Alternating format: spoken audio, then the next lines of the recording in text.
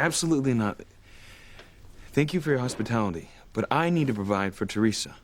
I need to give her a place of her own. Ethan, I will be happy anywhere that I am with you. Well, unfortunately, happiness doesn't pay the rent. Do you even have any work lined up? Not yet, but I have set up some interviews. Now, you'll have no trouble getting a job as an attorney. Once they take a look at your impressive resume, they will hire you on the spot. I haven't even made up a resume yet. Well, you probably should. It's the first thing an employer's gonna ask for. I know.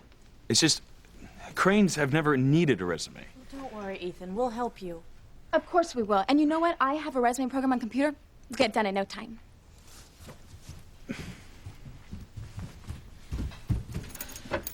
Teresita, before you use the computer, the files on Ethan's paternity, they're deleted, right? Of course, Mom. Right. Because it would be a disaster if he found out that you knew the truth all along. But I don't understand. I thought you wanted me to tell Ethan the truth. Well, I do. But I think it would be terrible if he found out by accident. He would be very angry with you. Well, there is no need to worry. The files are definitely not on my computer anymore.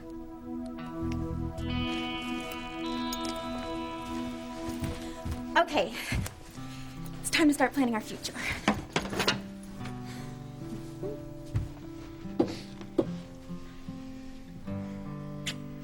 Ethan and Teresa are so lucky to have a future together. But what does my future hold with Luis?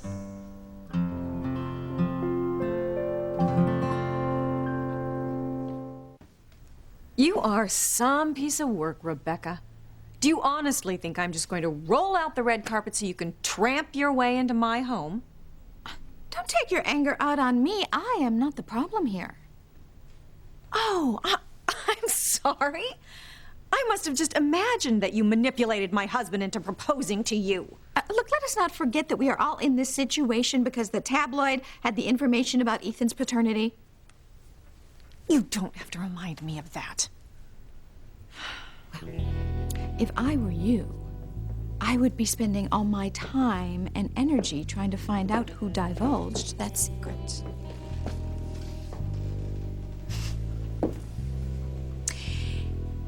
You know, Rebecca, I'm not an idiot like my husband, blinded by your assets. You want me to concentrate on finding out who sent the email, so I won't come after you. That's not the point, is it? The point is that your #1 priority should be trying to find out who destroyed your life.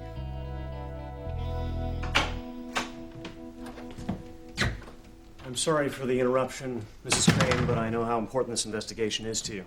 Yes, it is. Just come in and give me a full report. It's all right, you can talk in front of her. Unfortunately, we've been completely stymied by the tabloid. There are certain confidentiality issues involved. I am not going to rest until I find out who destroyed my son's life. We've got to find out who sent that email to the tabloid.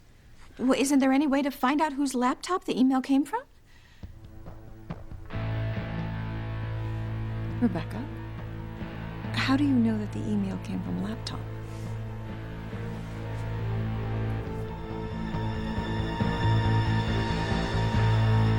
Okay, the program's up and running. Where should we begin?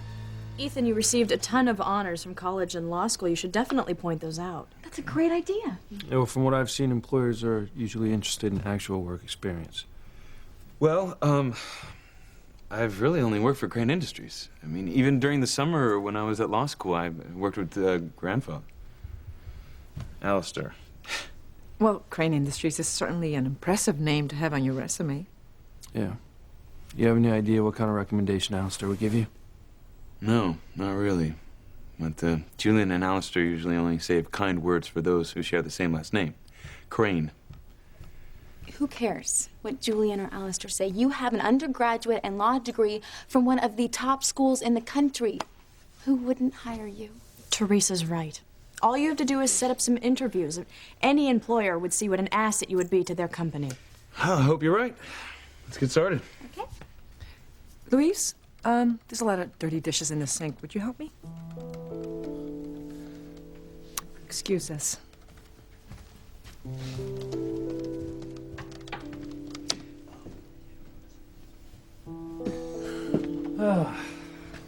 Cleaning dishes.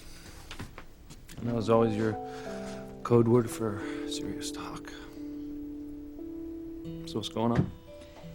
Well, Sheridan seems upset. Is everything all right? Yeah, sure. Everything's fine. I know you well enough to realize when you're not telling me something. All right. I took Sheridan to Sally's House of Noodles. And we took the love noodle test. I remember when your father and I passed the test.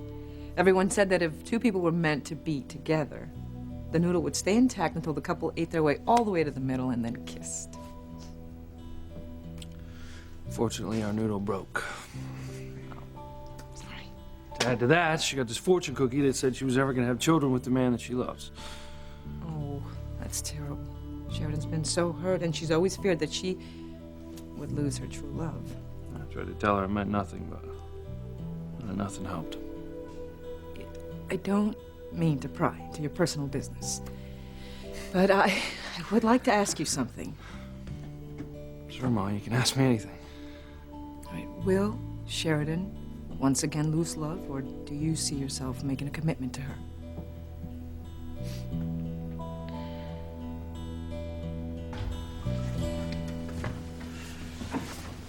Did you really mean what you said, Miguel? I mean, are you really gonna go back into hell to rescue Charity? Yes. All right, I can't sit back and do nothing while Charity's in danger. But Miguel, something terrible could happen to you. I don't care. All right, I'd rather have something terrible happen to me than spend the rest of my life without Charity. Don't you remember how horrible it was the last time you tried to rescue her? I mean, the flames and the demons were worse than something out of a horror movie. Don't! She needs me! Oh, Miguel, you're so horrible! You can't go in there! You must wait! You are not fully prepared! I have to save Charity.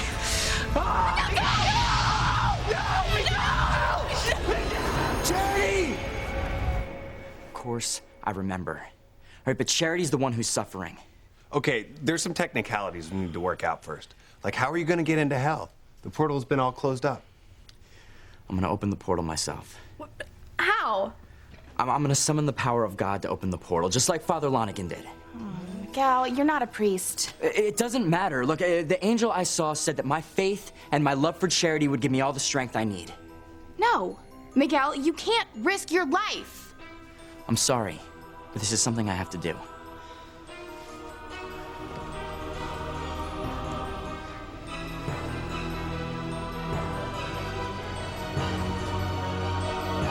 Lord in heaven, I'm calling upon your power and the power of my love for Charity to help save her from the fires of hell.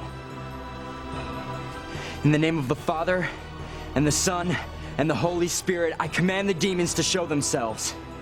Show me the fires of hell.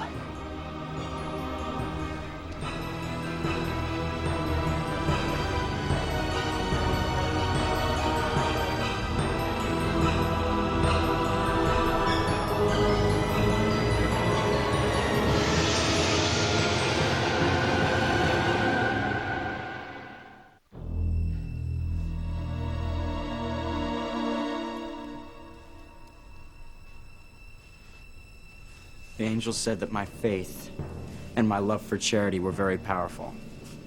And I was sure I'd be able to open the portal to hell.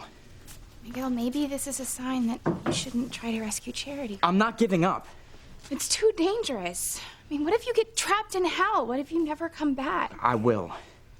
And I'll have Charity with me. You're really brave, Miguel. My love for Charity gives me strength.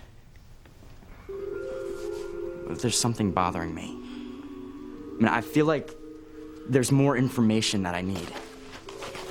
I'm right here, ready for action. Anything you need to know. Look, thanks, Reese. But I don't think it's anything that you can find on your computer. Okay. Is there something else about Charity being taken into hell that I don't know? You didn't help me, Kay. You let them put me in here. I'm sorry, Charity, but I had to do it. You've hurt me very badly, Kay. I'm sorry. I'm so sorry. Okay. Is there something I should know?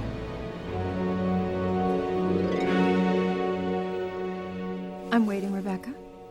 You said that the email to the tabloid came from a laptop computer. How would you know that?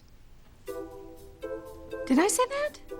Oh, I am such a ditz about computers. I mean, laptop, desktop, typewriter, it's all the same to me. You seemed pretty sure when you said it. Well, all I meant was that if you find out who sent the email, then you'll have the culprit. Unfortunately, it's not that easy. Tabloid won't even speak to us. My God, this is a tabloid we're talking about, not the White House. Certainly there's something you can do. Actually, I know exactly what you should do. Well, if there's anyone who knows how to scheme, Rebecca, it is you. So what's your plan? Plant someone at the tabloid? I mean, if you get someone a job there, they'll certainly have access to the computer. Well, I hate to admit it, but it is a good idea. Damn right it is, Ivy. Once this person finds out the email came from Teresa's computer, that little muchacha will be history. And no one will ever know I was behind the whole thing. How do you think this font will look on my resume? Well, I used the same font for the resume I gave your mother. I'll just go get a copy and you can take a look. Okay. You know, my offer to build an addition onto the cottage for you and Teresa still stands. Sheridan, that's incredibly generous, but I have to start building a life of my own. You know, I'm no longer heir to one of the richest families in the world. I'm just an ordinary guy. Well, I beg to differ. You're not just some ordinary guy. You're one of the most amazing men I know. You have to say that. You're my aunt. Huh. See, there I go again. You know, you're not even my aunt anymore. I have to stop thinking like a crane. Well, whether or not I'm your aunt, I still love you dearly.